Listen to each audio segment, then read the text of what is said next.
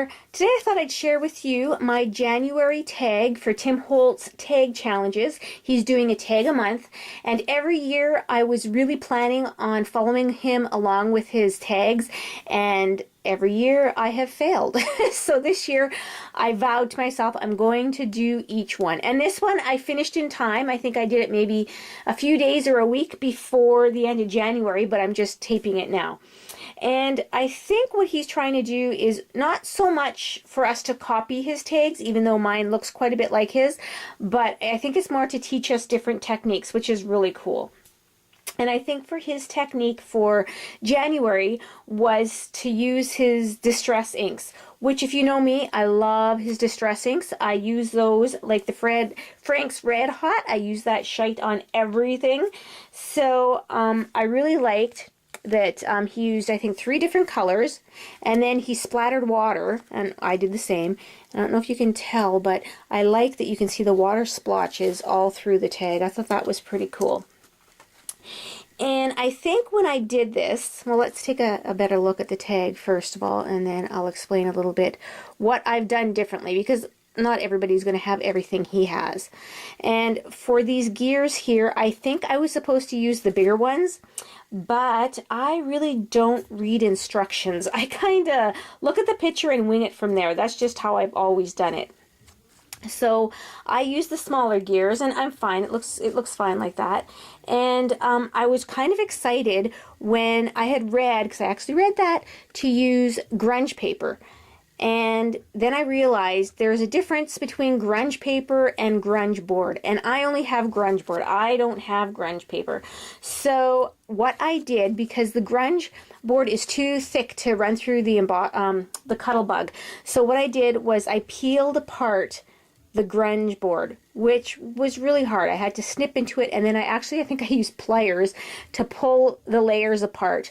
And so this, and then there's one back here, and there's one down here. Those are all the grunge board which I had peeled apart. I think it turned out pretty good. I'm not sure what even the grunge paper looks like, so I think that looks good.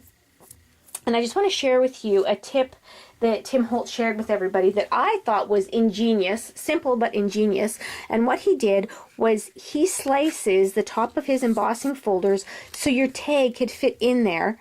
So you can have the bottom right to the bottom, and then the top sticks out. This isn't a tag, so the top sticks out a little bit farther.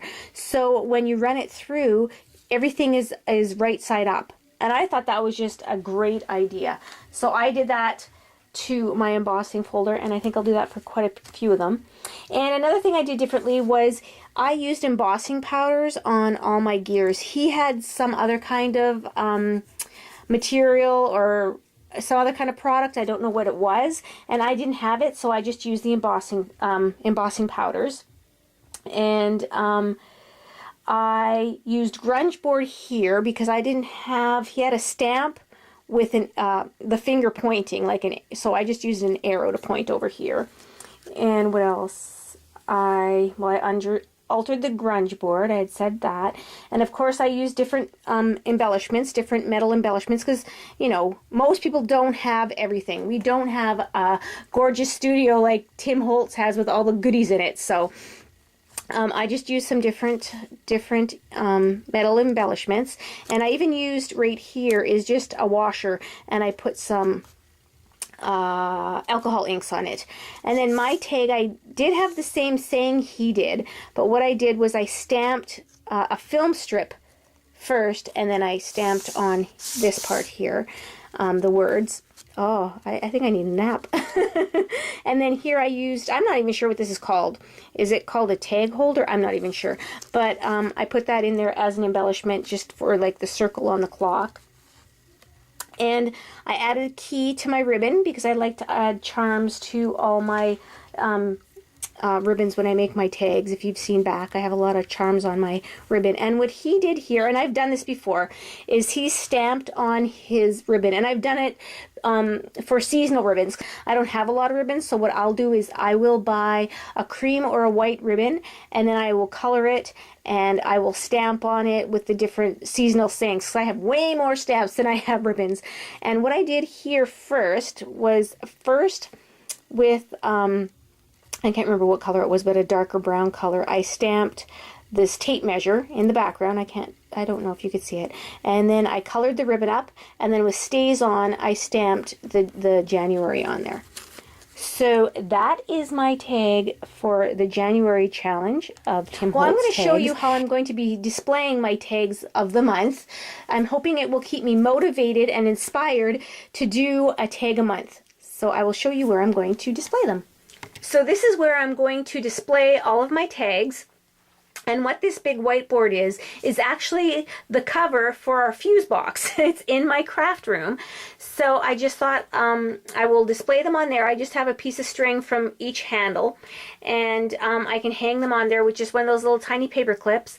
And hopefully, looking at this every time I'm down here, it will motivate me and inspire me to try and do every one of his tags. So thank you everybody for watching, and I hope you had a very creative day today, and I'll see you in the next video. Bye now.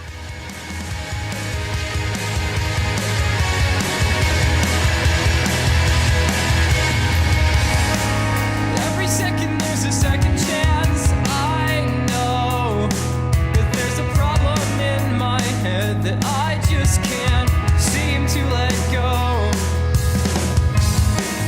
That time doesn't hesitate.